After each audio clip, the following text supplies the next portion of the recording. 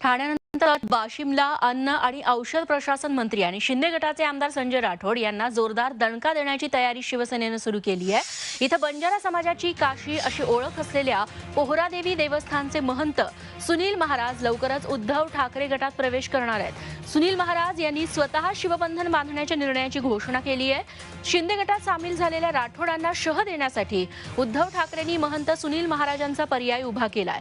सुनील महाराजांना मानणारा मोठा बंजारा वर्ग महाराष्ट्रात आहे।